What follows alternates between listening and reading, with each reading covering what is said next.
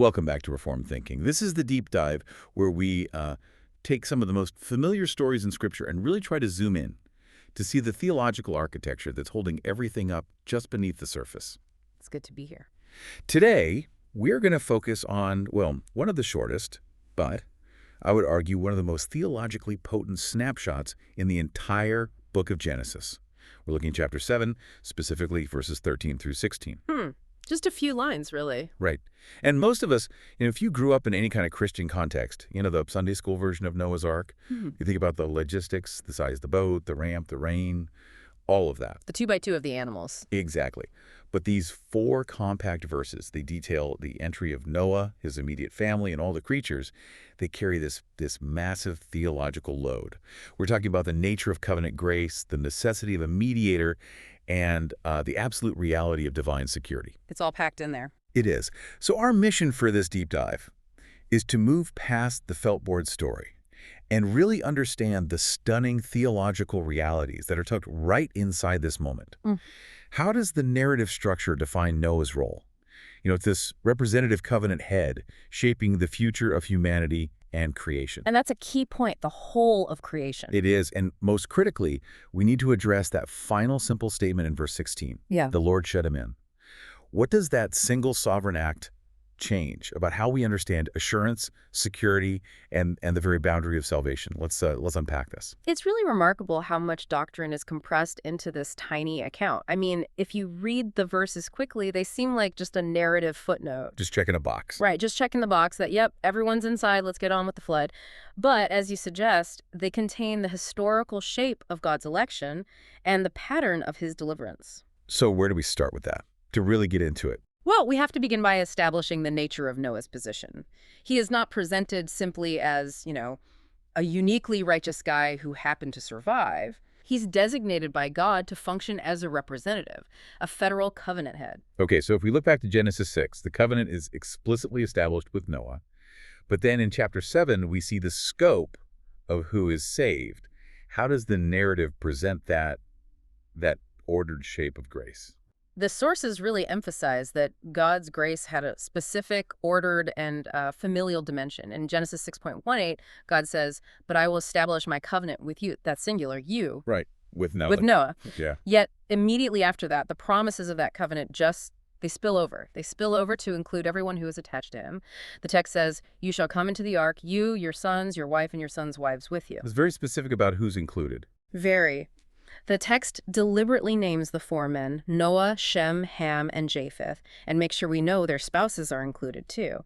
This structure isn't an accident. It's deliberate. It teaches us that this household, which is, the human race preserved for renewal, is clustered around one designated representative head. So their inclusion is a consequence of their relationship to him. Precisely. So if they were inside the ark, their safety wasn't contingent upon, say, 8 separate acts of independent righteousness. It wasn't 8 individual calculations. It was based on their corporate connection to the one covenant man. That is the cornerstone of the structure here. Their salvation is based entirely on their relationship to Noah, the one man who found favor in the eyes of the Lord. That's back in Genesis 6, verse 8. The narrative stresses that they enter the ark with him. And this isn't just logistics. It illustrates a crucial point of covenant theology. Salvation is not universal, nor is it based solely on atomistic individualism. Like every person for themselves. Exactly. It Right. functions through a specific, divinely appointed mediator. God orders history and applies grace through that established relationship. If we connect this back to a Reformed understanding, you can't help but see a parallel to the first Adam, whose action brought condemnation to everyone tethered to him, and then the last Adam, Christ, whose perfect obedience brings righteousness to all who are united to him. Absolutely. The mechanism is identical. Corporate solidarity. Noah stands at the head of this renewed human race, just as the first Adam stood at the head of the original creation. The fate of the many is tied to the faithfulness and the status of the one chosen representative. It sets a pattern that runs through all of Scripture. It does. And this corporate structure, I think, it can be difficult for a modern listener to grasp. We tend to default to a kind of theological individualism. We often imagine salvation as people, separately walking up to the door and each one earning their individual entrance. The Genesis narrative pushes back against that idea immediately. It shows us that the family's survival is secured the moment they are designated as part of Noah's household and they enter with him. To make this idea of mediated safety really clear, let's go back to that analogy of the mountaineering team. The sources suggest this really captures the difference between, individual effort and corporate reliance. Yeah, that's a helpful picture. Think about a team ascending a dangerous mountain face. They're all tied together by a safety rope, and then suddenly they're caught in an unexpected, life-threatening blizzard. Okay. Noah is the lead climber. He's the one who took the risk first, found the secure placement, and set the anchor deep in the rock. The entire safety of the team, his family, is now dependent on that lead climber's secure placement and the integrity of the anchor he sets. And the rope that connects them. And the rope. So if a lead climber holds the line and the rope holds, then those attached to him will survive the storm. They are not saved because every single member of the 8-person team is an equally skilled, expert mountaineer. Right. Some might be terrified, some might be novices. It doesn't matter. They're saved because they are tethered to the head who secured the route. Noah is that anchor point, and his household is preserved because they are securely roped to him by God's sovereign decree of favor. That really helps demonstrate the reality of it. The family members inside the ark were saved from that judgment, not by their own independent anchor, but by being attached to Noah's anchor. Yes, and this raises a crucial point. If any of the other 7 were, secretly less righteous than Noah, it didn't matter in that moment. Their standing wasn't the issue. No, their inclusion was secured by the representative standing, not their own. This reinforces that God operates through channels of grace, and in this story, Noah is the channel for his family. Now, this mediated safety, it extends beyond his immediate family, doesn't it? The sources suggest Noah is also cast as a new Adam, which would mean his headship covers more than just humanity. That is absolutely correct. Noah's headship is a creational headship. Yeah. The flood is total judgment. It's an undoing of creation in a way, but God intends to preserve the world for a renewed future, just as he started with Adam. So Noah becomes the instrument for that preservation, ensuring the survival of creation in seed form. So if the purpose of the flood was judgment, a cleansing, how does the narrative immediately connect that catastrophe back to the promise of continuity we find in Genesis 1? We see that through the repeated phrasing. It's almost liturgical, the way the text talks about the animals. It says they came into the ark, 2 by 2 of all flesh, in which is the breath of life. Male and female of all flesh went in as God had commanded Noah. Okay. And then it gets even more specific about the groups. It says, every beast according to its kind, and all the livestock according to their kinds, and every creeping thing that creeps on the earth according to its kind. That phrase, according to its kind, it just keeps coming up. It does. And that repetition is a deliberate theological echo of Genesis 1, where God created everything to reproduce according to its kind. This repetition isn't just, reporting logistics. It's signaling that the flood is a drastic interruption, yes, but one in which God nevertheless maintains continuity with his original design. So God isn't abandoning the creation blueprint. Not at all. He's purifying the habitat, but he's preserving the biological integrity within the ark. So Noah then is acting as the steward, or maybe the curator, who carries the original creation blueprint through the judgment. The genetic material of Genesis 1 is preserved and protected by his headship. Precisely. The preservation of the animals, listed explicitly as male and female, is oriented entirely toward future fruitfulness. It's about restocking the post-flood world.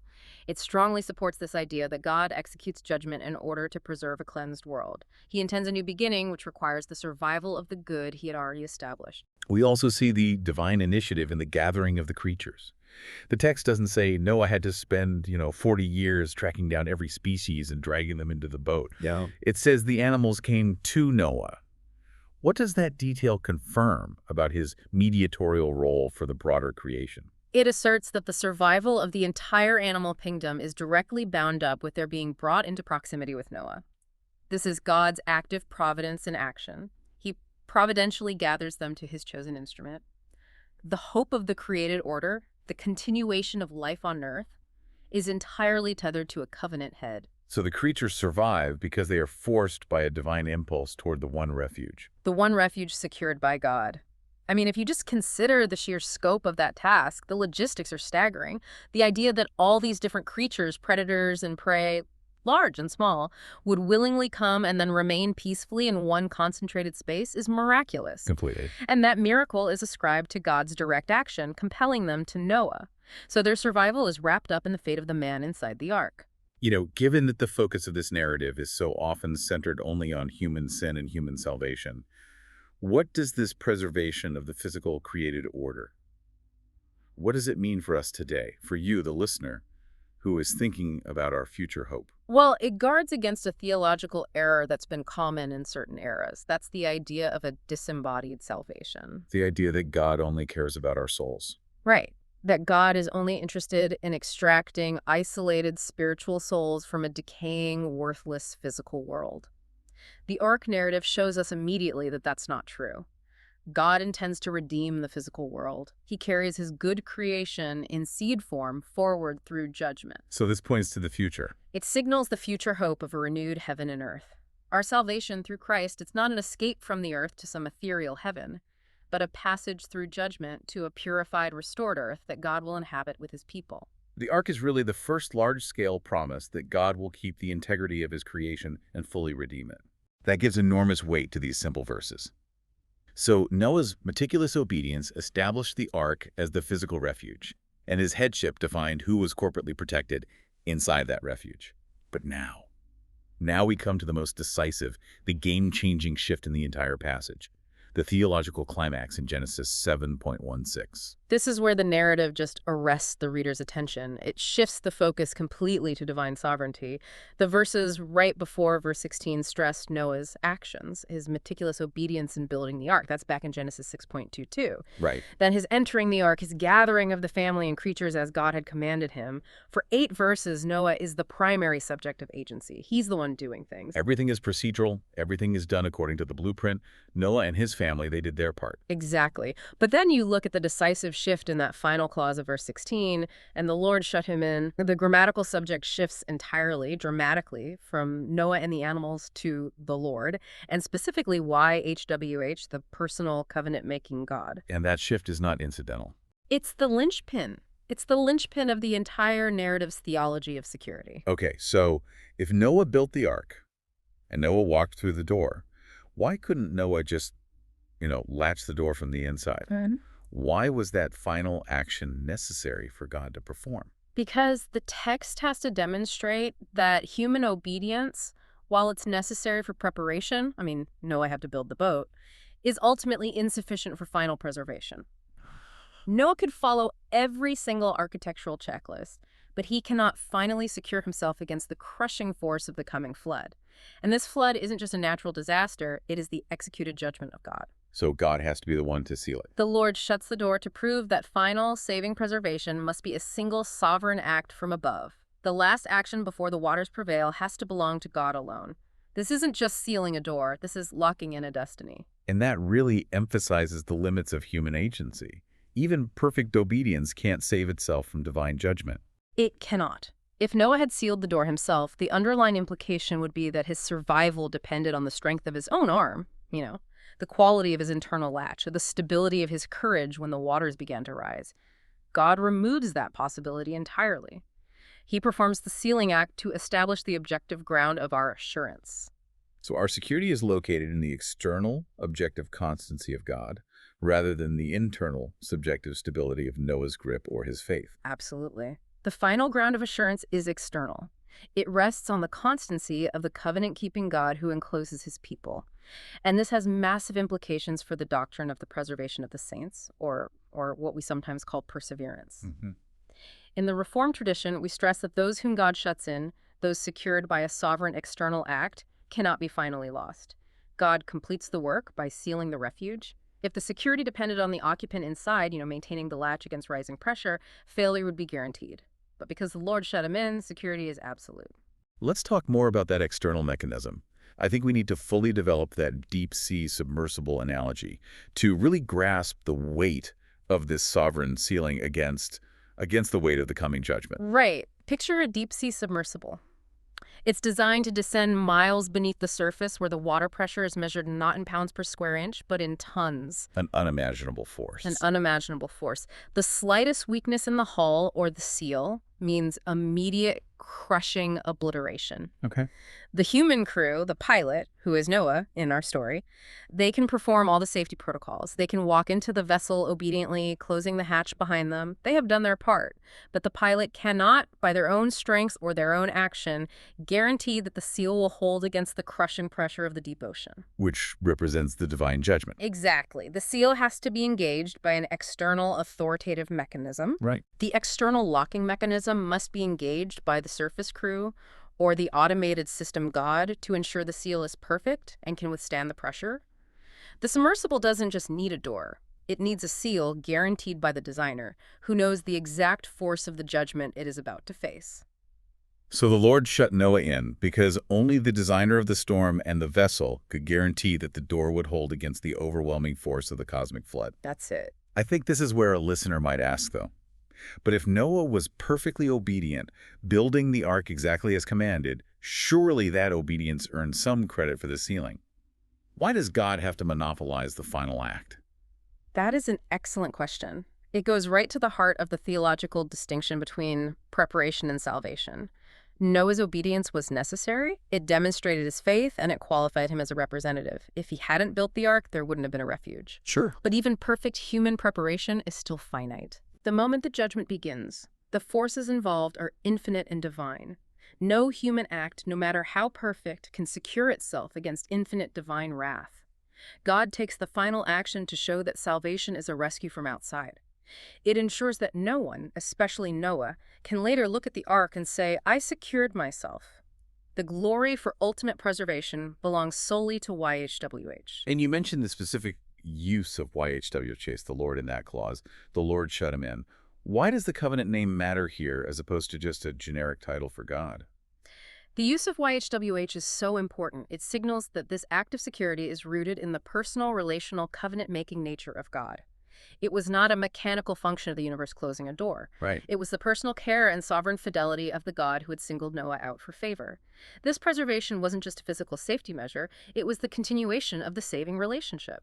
The God who promised the covenant back in Genesis 6 is the God who ensures its continuity here in Genesis 7. It just underscores that the protection is rooted in a saving relationship, not mere chance or natural law. And this sealing act, it also fixes the boundary between the saved and the lost. Once that door is shut, the exclusivity of the ark is absolute. It's absolute. The sealing act is a definitive separation. The boundary between refuge and ruin becomes fixed, and it's fixed not by human choice at the last minute, but by the Lord's own hand. The implication is devastating. The opportunity for entry is over, and it's defined by God's unyielding timeline, not by human convenience or some late repentance. There are no second chances after that door is sealed. No. Once sealed, the ark confirms the exclusivity of salvation. There are no alternative arks floating around. There are no secondary strategies for survival. The boundary is fixed, and the only ones safe are those enclosed by the sovereign hand of God. The moment the door is sealed is the moment of definitive, irrevocable separation. Okay, let's transition now to what the flood accomplished after the door was sealed. Because what we see here is not God, whisking Noah away from the judgment, but saving him through the judgment. This introduces that profound, recurring biblical pattern of salvation through judgment. This paradigm is just central to understanding the biblical story of redemption. God's deliverance is a sovereignly engineered passage through divine wrath via a divinely appointed refuge. It totally redefines what deliverance even means. And the paradox of the waters is so intense. The very waters used to obliterate the corrupt world are the same waters that lift the ark to safety and carry it toward the new world. Yes, the instrument of destruction becomes the vehicle of deliverance for the righteous remnant. Judgment is not canceled, it's not bypassed, it's not magically avoided.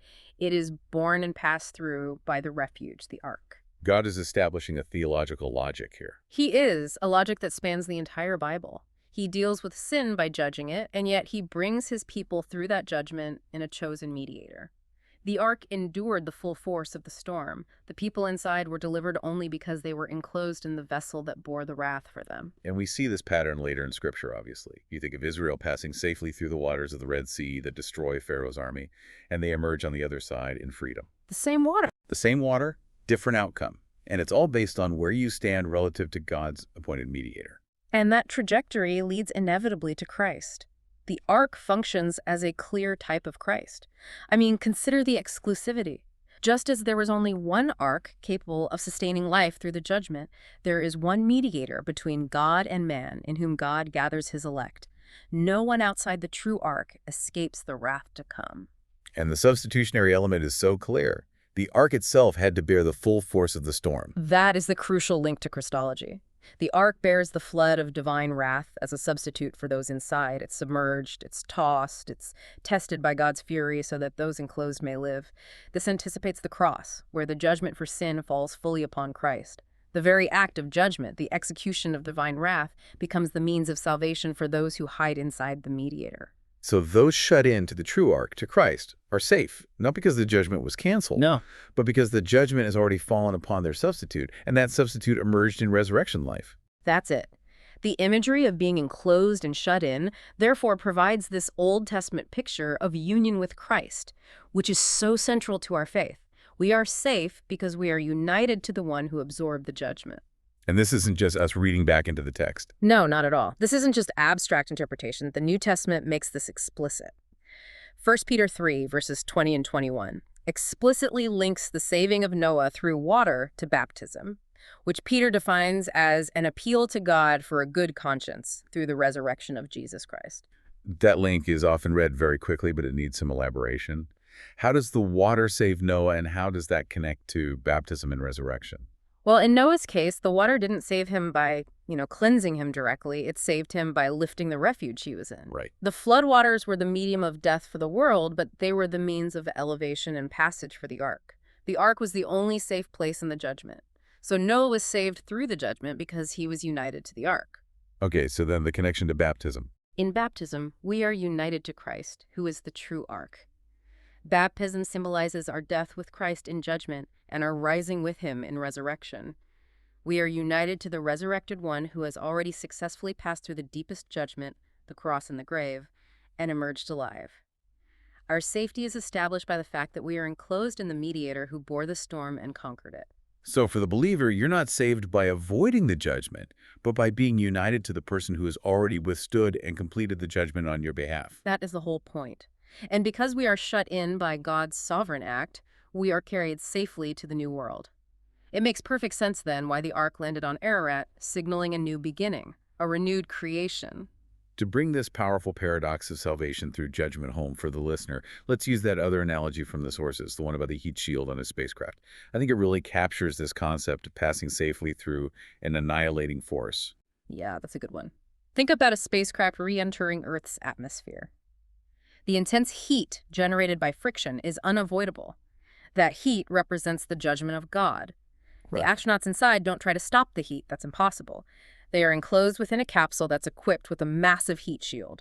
The whole purpose of that shield is to absorb the violence, the annihilating force. The shield literally burns away under the intensity of the friction. It's a substitutionary act, so that those enclosed within the capsule pass safely through that violent environment to land safely on the new Earth. The judgment isn't canceled. It's borne by the external shield for the astronauts' sake. That perfectly illustrates the mechanism of substitutionary atonement mirrored in the ark. God provides a refuge that takes the wrath on behalf of those inside. And if we link this back to that crucial verse, Genesis 7:16, it all comes together. The human agent can do the preparation, build the shield, but the final sovereign seal, the Lord shut him in, ensures the shield holds and the occupants survive the catastrophic passage.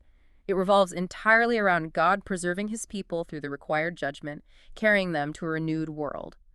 This narrative isn't just about a boat. It's a foundational pattern for how God saves. It establishes covenant headship, substitution, sovereign security, and resurrection hope, all rooted in the simple fact that God personally locked the door. This has been an incredibly detailed look at these four powerful verses, Genesis 7:1 through 16. To synthesize the theological payload we've extracted, what are the three key realities we should take away about God's saving work? Okay, three things. First, we establish the ordered, representative nature of covenant grace. Salvation is familial and corporate. It's centered on a chosen head Noah who anticipates Christ, and that means safety spills over to all who are attached to him by God's designation. Okay. And second, we saw that the final ground of security rests entirely on God's sovereign act of sealing. The Lord shut him in. This locates our assurance in divine constancy, not human stability. and it guarantees that those secured by God's hand cannot be finally lost. And third, we establish the biblical pattern that salvation is always through judgment. It requires a mediator, the true ark, who bears the divine wrath so that the remnant may pass safely into a renewed creation. The security provided by this sealing act is then objective and external. It rests entirely on the constancy of the one who holds the door shut. And that truth, for you listening, should alleviate a crippling insecurity, because your safety is not based on the strength of your own grip, but on the fidelity of the Lord who fixed your position in the ark. And to tie it back to the narrative specificity one last time, we noted that the door was sealed by God on the very same day that the waters of judgment broke upon the earth. The boundary between refuge and ruin was fixed by God on a definite day and sealed by his own hand. This absolute fixity, established by God's precise timeline and not by human convenience, it raises an important question for you, the listener, to think about. What does the certainty of God's timing, both in extending grace and executing judgment, tell us about how we regard the opportunities and warnings presented in our own time? The door was shut by the Lord, and when the Lord acts, the boundary is absolute.